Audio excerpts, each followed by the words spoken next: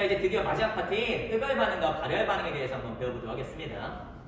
모든 물질들은요, 물질 나름의 고유한 에너지를 가지고 있습니다. 근데 물질들은 가만히 있지 않죠. 이 물질들은 종종 변하곤 합니다.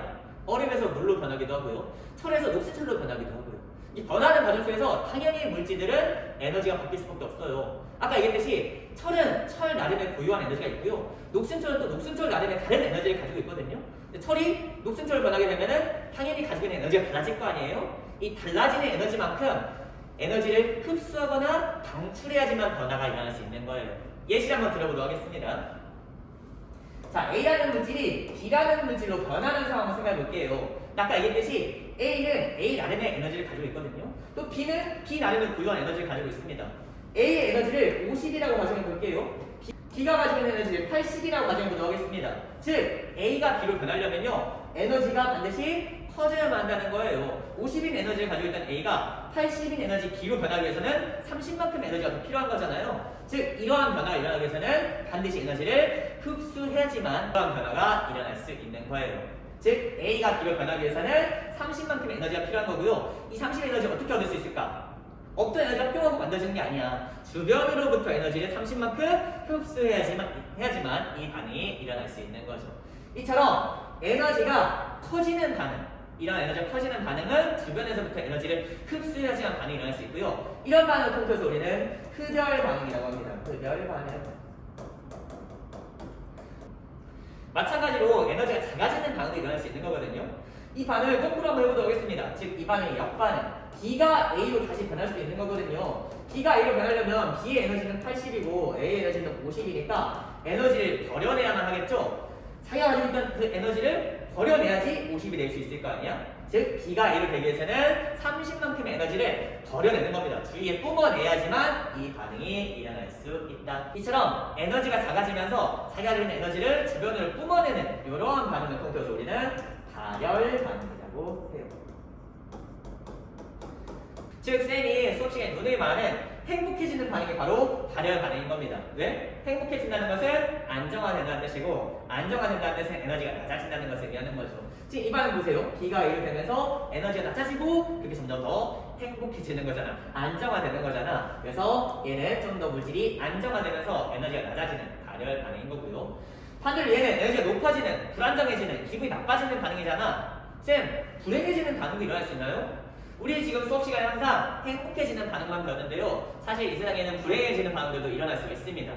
모종의 이유로 불행해지는 반응도 일어날 수 있는데 그 이유까지는 또 마찬가지로 우리 1학년 시험 범위는 아니어서 나중에 이제 2학년 때 물질과 에너지라는 교과를 배우게 되면요. 거기서 이제 엔트로피라는 개념을 배우게 되는데 이 엔트로피 이용하면은 왜 불행해지는 반응도 일어나는지 설명할 수 있게 됩니다. 근데 지금은 거기까지는 우리 당연히 1학년 내용이 아니니까요. 어쨌든 이상에는 에너지가 낮아지는 행복한 반응도 있고 또 에너지가 높아지는 불행한 반응도 일어날 수가 있다. 이때 에너지가 높아지는 반응을 뭐라 한다고? 흡열 반응, 에너지가 낮아지는 반응을 발열 반응이라고 한다.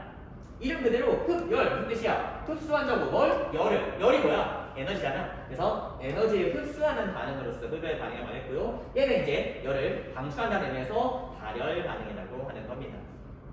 자, 이때 이 흡열 반응, 발열 반응을 한번 그래프로 그려볼게요. 이 그래프가 또 시험에 굉장히 잘 나오거든요. 자, 우선 첫 번째 흡열 반응 먼저 한번 그래프로 그려보도록 하겠습니다. 자, Y축은 에너지를 의미하거든요. 이때 A가 지금 B로 되면서 에너지가 좀 커지고 있잖아요. A의 에너지가 몇이야? 50이었어. 이때 A의 에너지 한번 표시해보도록 하겠습니다. 여기가 50이라 써볼게. 즉, 50 에너지 하면 여기가 지금 A인 거야. A가 에너지 50 가지고 있었는데요. 이 A가 지금 B로 변하면서 에너지 어떻게 되고 있어? 80이 되었네. 즉, B는 80이치. 한 요 정도. 여기에 지금 B가 있다고 볼 수 있겠습니다. 즉, 50만큼의 에너지가 가지고 있는 A가 80만큼의 에너지를 가지고 있는 B로 지금 변하고 있는 상황이야. 이게 바로 흡열 반응의 그래프인 거죠. 이처럼 흡열 반응은요, 에너지가 위로 올라가는 그래프입니다. 그래서 에너지를 30만큼 흡수해야 되고, 어떻게 흡수해? 주변으로부터 30을 뺏어온다. 그럼 주변은 어떻게 되겠어? 주변에 에너지를 뺏겼기 때문에 온도가 낮아지게 되겠지. 주변으로부터 열을 지금 30만큼 흡수한 거 아니야? 그러니까 주변 당연히 열을 뺏겨서 더 차가워지게 된다. 마찬가지로 발열 반응도 그래프로 나타내고 하겠습니다. 이 그래프랑 완전 반대겠지?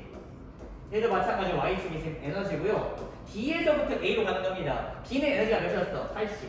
그래서 80만큼의 에너지 가지고 있는 B가 50의 에너지를 갖는 A로 변하는 반응이야. 이번엔 어때? 그래프가 아래로 내려가고 있죠. 이처럼 발열 반응은 에너지 그래프가 아래로 내려가는 그래프다 라고 그려볼 수 있겠습니다.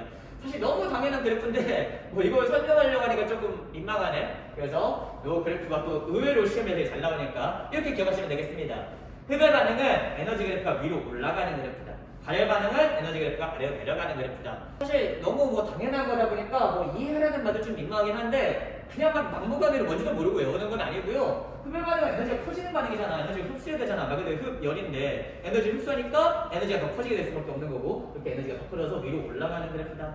하면 발열 반응은 열을 방출한 에너지를 뿜어내는 반응이니까 내가 가지고 있는 에너지가 작아질 거 아니야? 그래서 에너지가 작아진 에너지가 낮아지는 그래프가 밑으로 내려가는 모습이다라고 기억해 두시면 되겠습니다. 그래서 사실 이 흡열 반응과 발열 반응 관련해서는 어려운 문제가 나올 수가 없고요. 딱 세 가지씩만 기억하면 됩니다. 흡열 반응에 대해서 세 가지, 발열 반응에 대해서 세 가지만 기억하면은 흡열 반응, 발열 반응에 대한 문제는 그냥 싹 다 풀 수가 있다. 이 세 가지가 뭐냐? 자, 흡열 반응하는 순간 세 가지 기억하세요. 첫 번째, 에너지를 흡수하는 반응이다. 이 에너지를 흡수하는 반응, 이 흡수하는 키워드 꼭 기억해 두셔야 됩니다.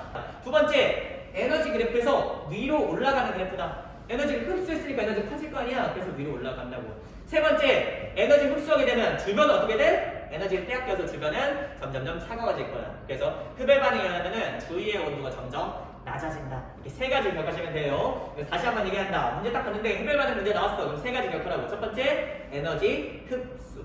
두 번째, 그래프 위로 올라가. 세 번째, 주변의 온도는 낮아짐, 차가워짐. 이 세 가지만 기억하면은 흡열 반응 관련해서는 틀린 문제 진짜 없어.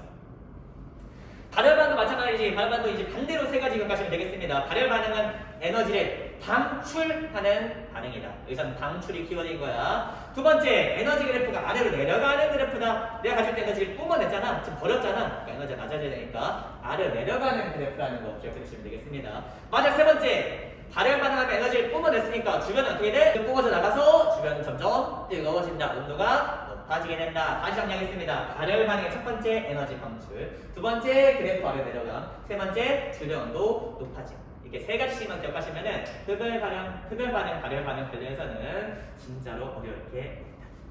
자, 그래서 한번 유임 23번 읽으면서 내용 한번 정리해 보도록 하겠습니다. 23번 첫 번째 줄. 모든 물질들은 물질마다 고유한 에너지를 가지고 있습니다. 예를 들어서 얼음은 얼음만의 고유한 에너지를 가지고 있는 거고, 물은 또 물만의 고유한 에너지를 가지고 있는 거고, 포도당은 포도만의 고유한 에너지를 가지고 있는 거죠. 그러다 보니까 변화가 일어나게 되면은 물질이 달라질 테고, 물질이 달라지면 에너지가 달라질 수밖에 없는 거잖아. 그 달라진 에너지만큼 에너지가 커지면 에너지를 흡수해야 되는 거고, 에너지가 작아지면 에너지를 방출해야지만 반응이 일어날 수 있다는 거죠. 이때 에너지가 커지는 반응을 뭐라고 한다고? 흡열 반응. 에너지가 작아지는 반응을 발열 반응.